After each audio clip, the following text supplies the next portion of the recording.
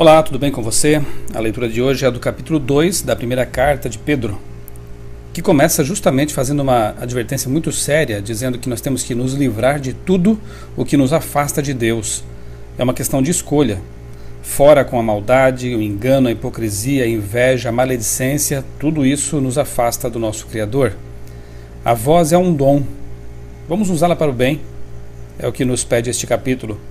Devemos abrir a boca apenas para edificar, para construir, nunca para destruir, para fazer mal a alguém.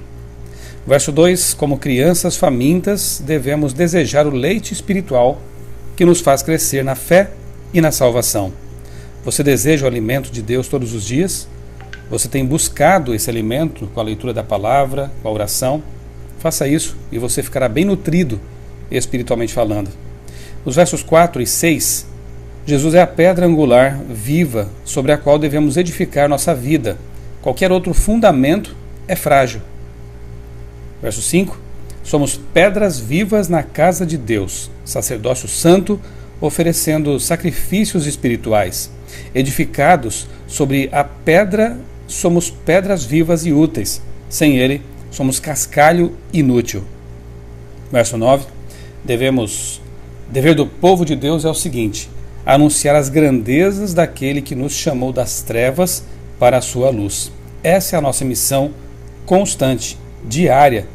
Sempre aproveitar oportunidades para falar da luz, falar de Deus, de Cristo, às pessoas que nos rodeiam e levar a elas o conhecimento da verdade para que elas possam também tomar a decisão delas em relação a edificar a vida sobre o fundamento sólido ou não. É um privilégio. Somos geração eleita, sacerdócio real, nação santa. Somos povo exclusivo de Deus. Quem encontrou a luz, ou foi encontrado por ela, tem o dever de tirar os outros das trevas. Nós somos uma nação santa, um sacerdócio real. E como sacerdotes de Deus, temos o dever e a missão de interceder pelas pessoas e ser como que pontes entre Deus e elas. Facilitar o acesso delas a Deus. Essa é a nossa missão. Verso 11. Somos estrangeiros aqui e devemos nos abster dos desejos corruptos deste mundo. Uma vida digna, correta e santa é o maior e mais irrefutável testemunho que podemos dar. As pessoas observam os cristãos como se eles fossem bíblias vivas e muitas vezes aqueles que nunca leriam uma Bíblia estão lendo a vida dos cristãos e vendo se realmente há poder transformador na vida deles. E se eles virem isso, possivelmente se aproximarão da verdade, da palavra, do conhecimento mais profundo de Deus, porque perceberão que esse conhecimento realmente traz diferença. Versos 13 e 14. Quem disse que seria fácil viver aqui? Devemos submeter a Deus nossa vontade, nossas preferências e nossas opiniões. Quando nos submetemos em humildade e deixamos que Cristo viva em nós, aí podemos vencer. Podemos viver da forma como Deus espera que seja a nossa vida. Exerça a sua cidadania de forma justa, mas lembre-se de que não estamos aqui como revolucionários, mas como testemunhas. Isso é muito importante. Verso 16. Somos livres para servir a Deus. Nisso, a verdadeira liberdade. Há pessoas que não entendem isso e pensam que servir a Deus é uma escravidão, é uma sujeição. Também é.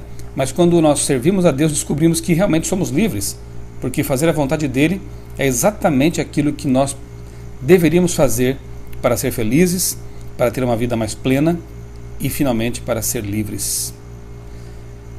A liberdade é um dom que deve ser administrado com responsabilidade. O verso 17 diz: tratem a todos com o devido respeito, amem os irmãos, temam a Deus e honrem o rei. Veja que interessante conselho. Devemos primeiramente, amar os irmãos. Segundo lugar, temer a Deus. Na verdade, deveria ser a primeira na ordem, mas tanto faz aqui.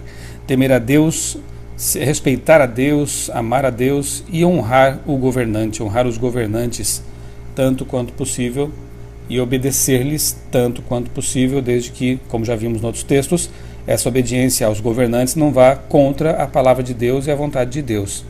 Verso 19, Deus é quem nos dá forças para suportar o sofrimento causado pelas injustiças deste mundo.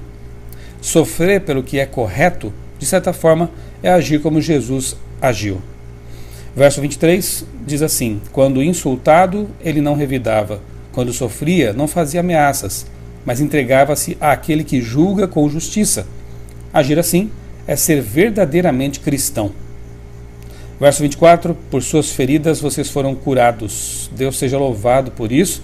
E esse verso parece ecoar Isaías 53, capítulo servo sofredor.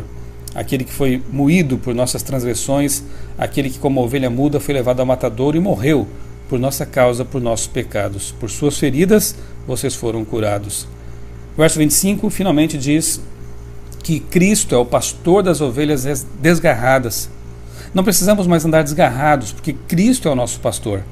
Você não precisa mais andar perdido neste mundo, em caminhos tortos, em caminhos que não trazem real felicidade, porque Jesus já veio para morrer por você. Porque Jesus continua trabalhando por você, intercedendo, concedendo-lhe poder se você assim o desejar. Ele é o pastor das ovelhas desgarradas. Ele deixou 99 lá no redil, lembra da parábola? E veio buscar aquela que se perdeu. Se você se sente perdido, se você se sente desgarrado do caminho de Deus, lembre-se de que Cristo veio por você e para você. Aceite Cristo, o Salvador, o grande pastor, corra para os braços dele e viva a vida que ele deseja que você viva. Eu sou o pastor Michelson Borges, desejo a você um dia muito feliz, muito abençoado, na companhia do verdadeiro pastor, Jesus Cristo.